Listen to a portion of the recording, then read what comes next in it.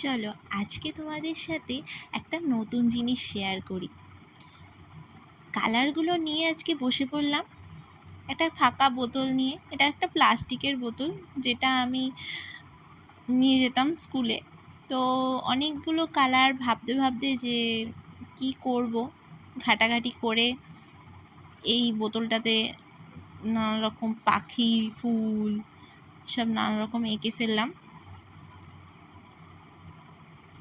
ছোটবেলায় আমি আঁকা শিখতাম, তবে পড়াশোনার চাপে আর কোর্স কমপ্লিট করতে পারিনি।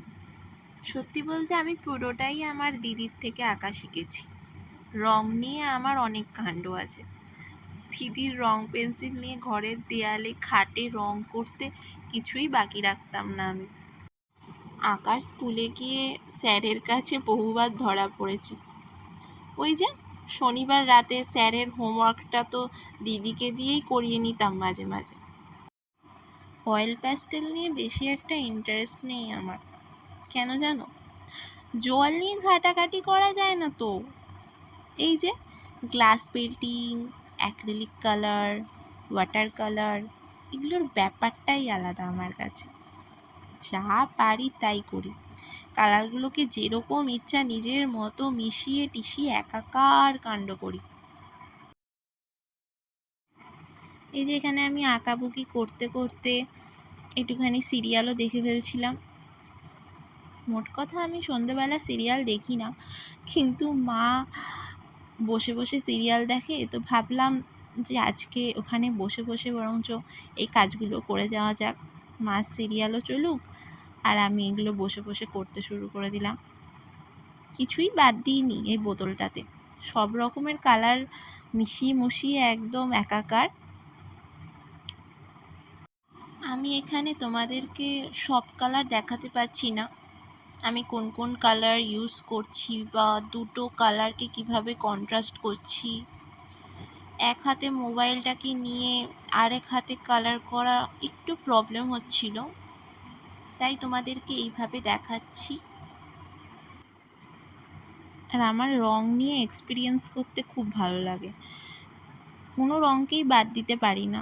সব রং নিয়ে একসাথে কাজ করতে আমি খুব ভালোবাসি।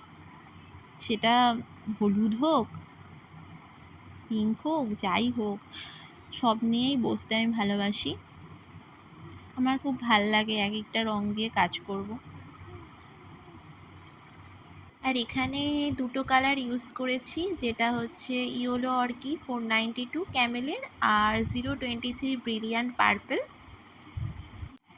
তো মোটামুটি আমার এই কাজটা কমপ্লিটই হয়ে গেছে প্রায়। দেখো এবার আমার এই সুন্দর একটা বোতল, যেটা আমি সন্ধেবেলা সারা সন্ধে খুব খেটে খুঁটে মাথা খাটিয়ে অনেক রকমভাবে তৈরি করেছি, কিছুই বাদ দিইনি। একটা মেয়ে করে দিয়েছি, পাখি করেছি, ফুল করেছি, প্রজাপতি করেছি, মাছ করেছি, কিছু বাকি নেই, সব নিয়ে চলে এসেছি এটার মধ্যে। আমার নিজের বোতলই আমি বলছি খুব সুন্দর হয়েছে দেখতে। আর এই বোতলটাকে দেখে আমি আর থাকতে পারলাম না, বোতলটাকে একটুখানি চুমু খেয়ে নিলাম।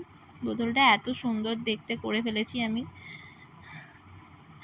আর প্লিজ আমার চ্যানেলটাকে সাবস্ক্রাইব করো আর কমেন্ট আর লাইক করতে ভুলো না। বাই।